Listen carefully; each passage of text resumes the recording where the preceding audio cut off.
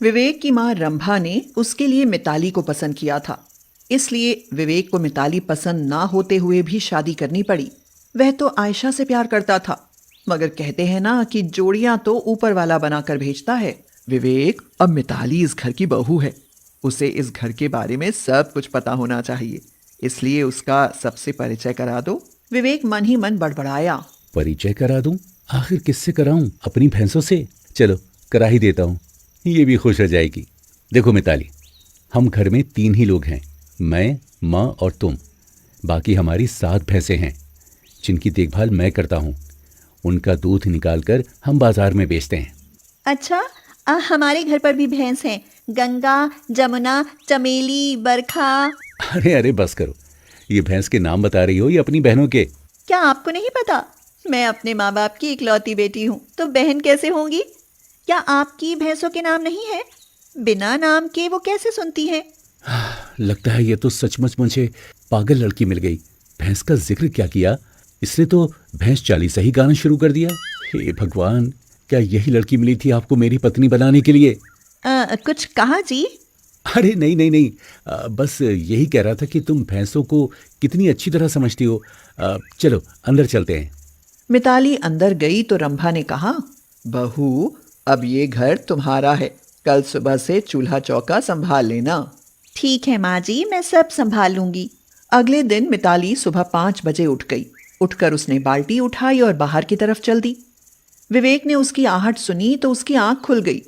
उसे बाहर जाते देख विवेक चिल्लाया, मिताली, ये इतनी सुबह बाल्टी उठाकर कहाँ जा रही हो? आप सो जाओ, मैं भैंसों का दूध निकाल कर लाती हूँ। अरे पागल हो क्या? तुम दूध निकालोगी? इस घर की बहू दूध निकालेगी? क्यों, हम नहीं कर सकते? हम तो अपने घर में खुद ही कर लेते थे। दूध निकालना, गोबर उठाना, भैंसों का नहलाना, चारा खिलाना, भला इसमें कौन बड़ी बात है? इतना काम तो हम चुटकियों में निपटा लेंगे। विवेक गुस्से में रंभा के पास गया और बोला, माँ, ये कैसी लड़की चुनी है आपने मेरे लिए? इसके पास भैंसों के अलावा कोई बात ही नहीं है। सुबह 5 बजे दूध निकालने चल पड़ी, मुझसे कहती है सो जाओ। अब भला ये दूध निकालेगी? कोई देखेगा तो क्या कहेगा? विवेक, ज्यादा परेशान होने की जरूरत नहीं है, कोई कुछ नहीं कहेगा। कुछ दिनों बाद विवेक ने कहा, मिताली, मैं किसी काम से शहर जा रहा हूँ, हो सकता है आने में शाम हो जाए। कहते हैं ना कि होनी बलवान होती है, अपनी तरफ खींच ही लेती है। विवेक शहर जा रहा था। रास्ते में उसका एक कार से एक्सीडेंट हो गया और उसके सिर में भयंकर चोट लगी। कुछ भले लोगों ने उसे अस्पताल पहुंचाकर रंभा को विवेक के फोन से उसके एक्सीडेंट के बारे में बताया। रंभा मिताली को लेकर अस्पताल पहुंची और परेशान होते हुए बोली, हे भगवान, ये क्या हो गया? मेरे बच्चे को बचा लो डॉक्टर साहब, मेरा एक ही बेटा है, अगर इसे कुछ हो गया तो मैं कैसे जीऊंगी? माताजी, हम पूरी कोशिश कर रहे हैं। सिर में भारी चोट है, सिर में खून जम गया है, ऑपरेशन करना पड़ेगा। अभी आप 1 लाख रुपए जमा कर दीजिए। बहुत कॉम्प्लिकेटेड सिचुएशन है, समय से अगर ऑपरेशन नहीं हुआ तो इनकी जान जा सकती है। मिताली रोते हुए बोली, ये सब क्या हो गया माँ जी? आप जल्दी से पैसे जमा करके इनकी जान बचा लीजिए माँ जी। रंभा ने पैसे जमा कर दिए, ऑपरेशन भी हो गया। लेकिन ऑपरेशन के बाद पता चला कि विवेक की आंखों की रोशनी चली गई है। किसी की दी हुई आंखें लगाने से रोशनी आ सकती है, मगर उसमें करीब 7 लाख का खर्च आएगा। मिताली की आंखों में आंसू भरे हुए थे। वह जानती थी कि 7 लाख रुपए जुटाना आसान काम नहीं है, मगर वह विवेक को दिलासा देती हुई बोली, चलो घर चलते हैं, मैं आपको कभी आपकी आंखों की कमी महसूस नहीं होने दूंगी, मैं आपकी आंखें बनूंगी। विवेक गुस्से में बोला, चली जाओ यहाँ से। मेरी जिंदगी में तो तभी अंधेरा हो गया था जब तुम मेरी जिंदगी में आई थी। विवेक, शांत हो जाओ, इसमें इसका क्या कसूर? ये सब किस्मत का लेखा जोखा है। वक्त गुजरता गया, घर में पैसे की किल्लत होने लगी। दूध के पैसे से भैंसों के चारे का ही काम चल पाता था। घर का खर्चा अलग से, ऊपर की कोई आमदनी नहीं रही। घर का इकलौता कमाने वाला जिंदगी भर के लिए आंखों से अपाहिज हो गया था। पैसों की तंगी के कारण भैंस बेचने की नौबत आ गई। माँ जी, कोई जरूरत नहीं है भैंस बेचने की। आपका बेटा बेबस है तो क्या हुआ, मैं हूं ना, सब संभाल लूंगी। मिताली को लगा कि उनका दूध बाजार में सस्ते में जाता है, जिस वजह से उनका नुकसान हो रहा है। मिताली ने सोचा। क्यों ना मैं इस दूध को ना बेचकर इसका घी बनाऊं और उसे बाजार में बेचूं, तो अच्छा खासा मुनाफा हो जाएगा। मिताली ने दूध की दही जमाकर उसे मतकर घी बनाना शुरू किया। जब वह घी पकाती तो उसकी खुशबू पड़ोसियों के घर तक भी पहुंच जाती। पड़ोस की एक औरत ने पूछा, क्या बात है रंभा, आजकल तुम्हारे घर से घी की बड़ी अच्छी खुशबू आती है। हाँ बहन, बहू घर में ही बेचने के लिए शुद्ध घी बनाने लगी है। अगर चाहिए तो खरीद लेना, सस्ते में मिल जाएगा। हाँ। कुछ औरतों ने घी खरीदा और इस्तेमाल करके मिताली से कहा, बहुत बढ़िया घी बनाया है बहू, भला आज के समय में इतना शुद्ध घी कहाँ मिलता है। काकी, आपको जितना घी चाहिए यहाँ से खरीद लिया करो।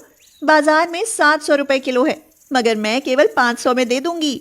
इतना शुद्ध घी पड़ोसियों ने अपने लिए तो खरीदा ही, बल्कि अपने रिश्तेदारों के लिए भी खरीद कर भेजने लगे।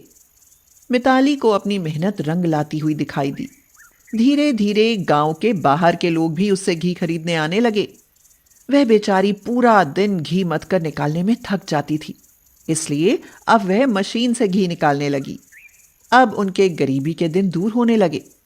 विवेक की सोच भी मिताली के लिए बदलने लगी। एक दिन पड़ोस के गांव का एक आदमी महेश उनके घर आया। उसकी शहर में किराने की एक बहुत बड़ी दुकान थी। वह अपना सामान थोक के भाव में बेचता था। सुना है आपके यहाँ शुद्ध घी बनता है? हाँ, अब बनता तो है। कहिए, क्या काम है? मेरी थोक के भाव की किराने की दुकान है। मैं चाहता हूँ कि आप 1-1 किलो के पैक बनाकर अपना घी मुझे बेच दें। मैं आपको गांव में बेचने वाले दामों से एक पैकेट पर 200 रुपए ज़्यादा दूंगा। ये सुनकर मिताली बहुत खुश हुई। उसने महेश को घी बेचना शुरू कर दिया। 2 साल बाद, सुनिए, अस्पताल से फोन आया है, आज हम अस्पताल जा रहे हैं। मगर किस लिए? किसी ने अपनी आंखें दान की हैं। हमें जल्दी से चलकर आपकी आंखों का ऑपरेशन कराना होगा। मगर इतना पैसा? पैसे की चिंता मत करो, मैं हूं ना। मिताली ने घी से कमाए हुए पैसों से विवेक की आंखों का ऑपरेशन करा दिया और उसकी आंखों की रोशनी वापस आ गई। मुझे माफ कर देना मिताली, मैं तुम्हें हमेशा पागल समझता रहा, मगर तुम्हारी समझदारी ने मेरी आंखों की रोशनी वापस लौटा दी।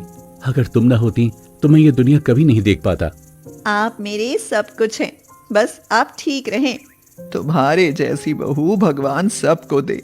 तुमने घी बेच बेच कर मेरे बेटे की आंखों की रोशनी वापस ला दी। अब मैं ठीक हो गया हूँ। अब मैं तुम्हें कुछ नहीं करने दूंगा। मैं आज से घर के सारे काम करूंगा। तुम अब कुछ नहीं करोगी। मैं घी का काम कैसे छोड़ सकती हूँ? इसकी वजह से ही तो आज आप मुझे देख पा रहे हैं। आपको तो अब और भैंस खरीद लेनी चाहिए, फिर आप उनके खिलाने पिलाने का ध्यान रखना और मैं घी बनाकर सप्लाई किया करूंगी। मिताली फिर से घी बनाने में जुट गई और विवेक अपनी भैंसों की देखभाल में। और फिर उनकी सफलता अपने आप में मेहनत का एक उदाहरण बन गई।